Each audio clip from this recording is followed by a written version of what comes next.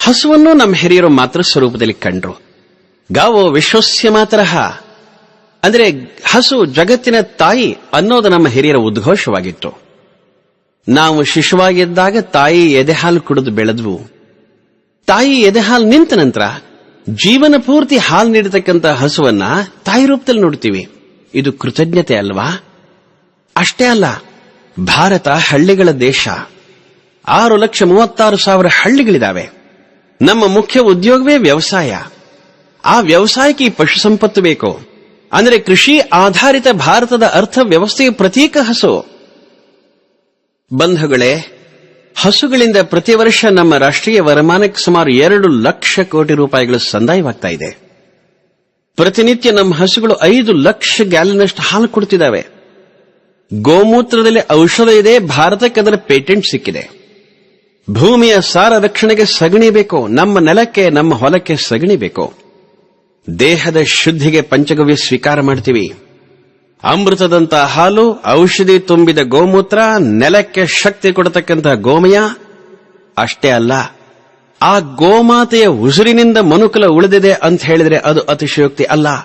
ಬಂಧುಗಳೇ, tiller, tractor, truck, train, tempo ಇತ್ಯಾದಿ ಆಧುನಿಕ ಸಾಗಾಣಿಕೆಯ ವ್ಯವಸ್ಥೆ ಆದ ನಂತರನೂ ಗ್ರಾಮೀಣ ಭಾರತದ 170ಕ್ಕೂ ಹೆಚ್ಚು ಪ್ರಮಾಣದ ಸಾಗಾಣಿಕೆ ಎತ್ತಿನ ಗಾಡಿಗಳಿಂದ ಆಗ್ತಾ ಇದೆ.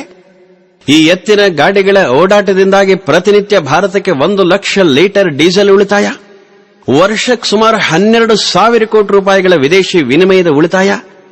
ಈ ಜೀವಿಗಳ ಬಗ್ಗೆ ಕೃತಜ್ಞತೆ ಬೇಡವಾ? ಹಸು, ಕರು, ಎತ್ತು ಈ ಪಶುಗಳನ್ನು ಪರಿಸರ ಸ್ನೇಹಿಗಳು, ಇಕೋ ಫ್ರೆಂಡ್ಲಿ ಅಂತ ಭಾವಿಸಲಾಗಿದೆ. ಮೈಸೂರಿನ ಒಬ್ಬ ಸಾವಯವ ಕೃಷಿಕ ಮಿತ್ರರ ಮಾತು ಎಷ್ಟು ಅರ್ಥಪೂರ್ಣ ನೋಡಿ. ಅವರು ತಮ್ಮ ಹೊಲದಲ್ಲಿ ಬರೆದು ಹಾಕಿದ್ದಾರೆ, ತಮ್ಮ ಮನೆ ಹತ್ರ ಬರೆದು ಹಾಕಿದ್ದಾರೆ, ಎತ್ತು ಹೊಗೆ ಉಗಳಲ್ಲ ಮತ್ತು ಟ್ರ್ಯಾಕ್ಟರ್ ಸಗಣಿ ಹಾಕಲ್ಲ. ಎಂಥ ಅರ್ಥಪೂರ್ಣವಾದ ಮಾತಿದು. ಈ ಪಶುಗಳ ಉಪಕಾರವನ್ನು ಗಮನಿಸಿ ನಮ್ಮ ಪೂರ್ವಜರು ಅವುಗಳನ್ನು ವಾತ್ಸಲ್ಯದಿಂದ ಕಂಡ್ರು, ಪೂಜೆ ಮಾಡಿದರು. ಇದು ಮೌಢ್ಯ ಅಲ್ಲ, ಕೃತಜ್ಞತಾ ಭಾವ. ಆದರೆ ಇವತ್ತು ನಮ್ಮ ಗೋ ಸಂಪತ್ತಿನ ಸ್ಥಿತಿ ಏನು? 47ರಲ್ಲಿ ನಮಗೆ ಸ್ವಾತಂತ್ರ್ಯ ಬಂದಾಗ ನಮ್ಮ ಜನಸಂಖ್ಯೆ ಸುಮಾರು 33 ಕೋಟಿ.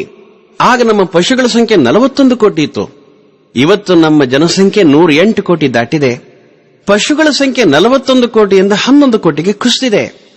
47ರಲ್ಲಿ ಸ್ವಾತಂತ್ರ್ಯ ಬರುವಾಗ ಭಾರತದಲ್ಲಿದ್ದ ಕಸಾಯಿಖಾನೆಗಳ ಸಂಖ್ಯೆ 306. ಇವತ್ತು ಅವುಗಳ ಸಂಖ್ಯೆ 36,000. ಕೇವಲ ದೆಹಲಿ ಒಂದು ಊರಿನಲ್ಲೇ 50,000 ಕಟುಕರು ಪ್ರತಿನಿತ್ಯ 1 ಲಕ್ಷ ಲೀಟರ್ ಹಸುವಿನ ರಕ್ತವನ್ನು ಗಟಾರದ ಮೂಲಕ ಯಮುನಾ ನದಿಗೆ ಹರಿಸಿದರೆ ಎಂಥ ಮಾಲಿನ್ಯ, ಎಂಥ ಪೈಶಾಚಿಕ ಕೃತ್ಯ! ನಾವು ಈಗಲೂ ಕಣ್ಣು ತೆರೆದಿದ್ರೆ, ಕಣ್ಣು ತೆರೆಯೋ ಭಾಗ್ಯದಿಂದಲೂ ಬಂಧುಗಳೇ ನಾವು ವಂಚಿತರಾಗಬೇಕಾಗತ್ತೆ.